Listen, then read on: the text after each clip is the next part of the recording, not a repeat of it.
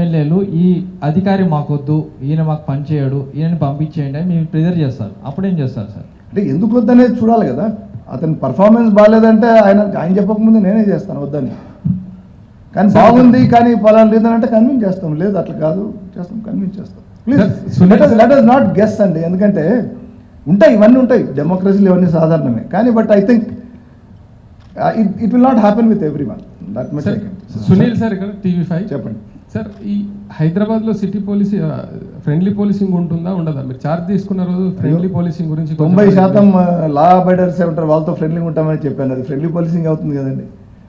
రెండోది, సీఎం గారికి కాన్వాయ్కి ట్రాఫిక్ ఆపొద్దు అని ఏమైనా ఇన్స్ట్రక్షన్స్ ఇచ్చారా లేకుంటే ఏంటి సార్? అది కొన్ని ఇన్స్ట్రక్షన్స్ వచ్చాయి. సీఎం గారి ఉద్దేశం ఏంటంటే పబ్లిక్ లీస్ట్ ఇన్కన్వీనియన్స్కి వెళ్తేట్లు చూడండి అని.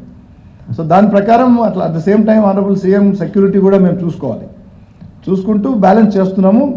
రాబో రోజుల్లో మరి కొంత ఇప్పుడు ఏం చేస్తున్నాం అంటే ఆల్రెడీ కాన్వాయ్ మూమెంట్ అప్పుడు ఈ ట్రాఫిక్ ఏదైతే ఆపుతామో దాని సమయాన్ని తగ్గించాము. ఇంకా తగ్గించడానికి కొంచెం స్టడీ చేస్తున్నాం. Yes, honourable CM clearly told that least inconvenience ఉండాలా పబ్లిక్కి అనేది. అది మేము బ్యాలెన్స్ చేసుకోవాల్సి వస్తుంది. Public convenience and the security of the VVIP చూసుకొని ఖచ్చితంగా will try our best. Sir, this is Srinath from Times of India sir. Generally ఒక్కొక్క CP their approach towards civil disputes will be different.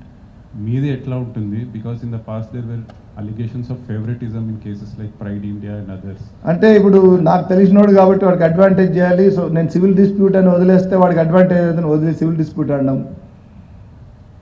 నాకు advantage వస్తుంది నేను interfere అయితే అది criminal element పెట్టి అని చేయడం, అట్లా ఎవరైనా ఆఫీసర్స్ చేస్తే అది తప్పు.